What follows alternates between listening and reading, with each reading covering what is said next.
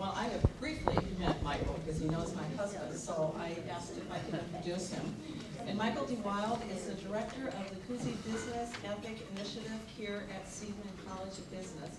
And he's an associate professor of philosophy. We can't hear. Okay. I'm not used to that. Is that better? Okay, thank you. Michael teaches the MBA Business Ethics and Leadership courses. He teaches theories of human nature and also Eastern philosophy. He has program awards from the American Philosophical Association, a major grant from the Kellogg Foundation, and is the winner of a Pew Teaching Excellence Award. Michael has been a featured speaker at universities and businesses in North America, India, and France. He was a research affiliate professor with the ESC Rennes School of Business in Rennes, France. For many years, he's consulted with West Michigan businesses as an executive coach and a philosopher in residence. Michael holds degrees from Harvard and Grand Valley State. And on a personal note, my husband, as I said, my husband works with Michael. And when I mentioned that I was going to introduce Michael, Barry mentioned that Michael is one of the top 3 professors that my husband has worked with in 25 years of executive business education. That is quite a statement coming from my husband. So now, Michael will talk about why Grand Rapids is not Flint, the elements of civic well-being. Thank you very much.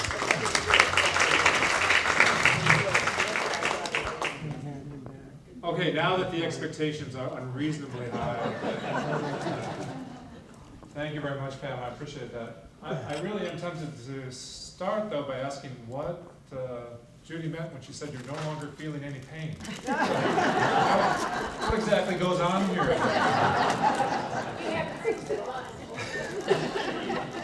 And how can I get invited? Is the next question. The title needs a little bit of explanation.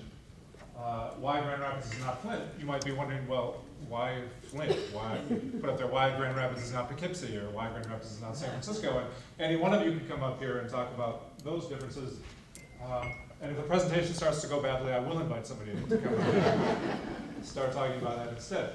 This has a very particular historical context. A man named C. Wright Mills, noted American sociologist, probably one of the most influential American sociologists of all time, was asked, and when he was a young man, just after the war, World War II, to work with one of his colleagues, an economist named Frederick Ulmer, to do a study that was commissioned by one of the post-war congressional committees on what direction the country should go in terms of supporting small businesses or large businesses. What's the relationship of a community made up of mostly small to medium-sized businesses and civic well-being, and the relationship of communities like Flint, which was, of course, dominated by General Motors, and the relationship of that company to civic well-being. And so they came out with about a 32-page report early on in 1946. 1946. I don't expect you to necessarily be able to read this. It got buried in lots of ways, has been rediscovered here and there by scholars digging things up. And until the 1990s, a PhD student at Cornell uncovered that nobody really knew who the 6 paired cities were that Ulmer and Mills used. It turns out that Grand Rapids and Flint were two of the cities that they came. They applied a number of measures to try to figure out what's the relationship between the industrial organization and civic well-being and prospects. And spoiler alert, I'll give the conclusion away. They thought that a place like Grand Rapids, in the long term, based on the measures they used, was a much better place to live. It was going to have much higher civic well-being than Flint. This was not either intuitive or obvious necessarily to anybody at the time. If you go back and look at what was being written about Flint and in relationship to that Detroit, they were both regarded Some of you may remember the 50s or 60s, I don't know. Probably so many of you weren't alive then, I remember. That Detroit and Flint were considered to be the epicenter of the American dream. That's where you would go to make your fame and fortune, if not a fortune, at least a secure life, a pension, part of the union, health benefits, employment for life, etc. And in fact, in 1950, Flint was regarded as the happiest city in Michigan. Not so long ago, right? I mean, you remember that. So that's the basis for this. At the time, they used something called Thorndike scale or G-score,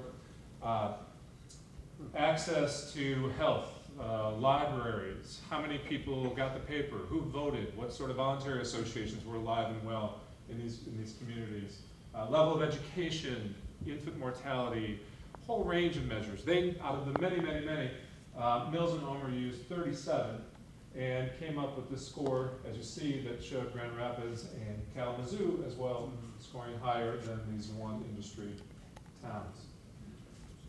We didn't so much want to replicate the study as we wanted to take a look at some of the questions that it raised again in terms of the business or industrial organization of the place and its relationship to civic well-being. So in 1946, Mills and Omer said, you're looking for a balanced economic life, which means that there should be a fair number of industrial firms representing a number of fields. There was some mobility back and forth between those, high levels of skill. That high income brackets shouldn't just completely overwhelm or dominate low income brackets. There should be something like a more or less even spread, as you all know, throughout the country, including Grand Rapids. The income inequality has gotten only greater rather than less. Civic well-being, how many people graduated from high school, infant mortality rate, who goes to museums and libraries, how many of them are there, who reads the paper, that sort of thing.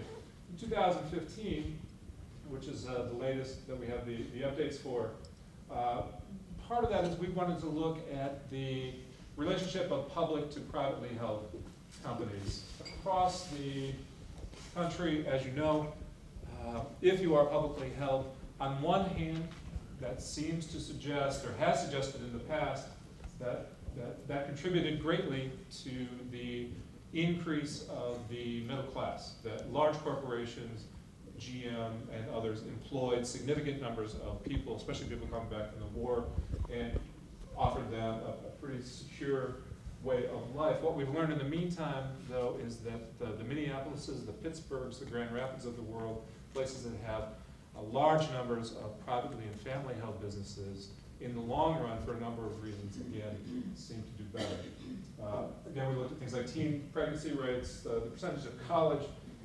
This is something I didn't know until recently, and that is, in the recovery since 2008, even though there's an awful lot of talk about it being related to service jobs and that sort of thing, in fact, over 90% of the jobs that have been created since the 2000 recovery, according to Robert Reich, have required some college or a college degree. So premium on education is still there.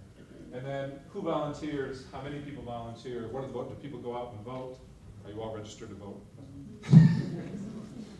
Your demographic tends to vote with much greater, not only numbers, but sincerity, I think, than the demographic that I deal with most of the time, which are students who are just getting up to speed. 1946 conclusions. The small business cities provided for their residents a considerably more balanced economic life than the big business cities.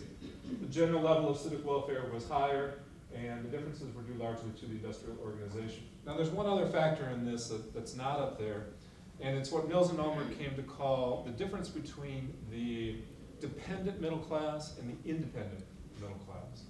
And so I talked about large corporations employing huge numbers of people and helping to develop and create the jobs that became known as the middle class, and that's true. One of the things that's happening currently as the General Motors and IBMs of the world get replaced by the Googles and the Apples, Google and Apple employ a fraction of the number of people of those large industrial firms. And it means that you get something like the difference between this dependent middle class, if those who don't have a lot of options. I'm in this large corporation, I know what I'm doing, there's more or less a ladder, but if it all goes, they're not a lot of places to go.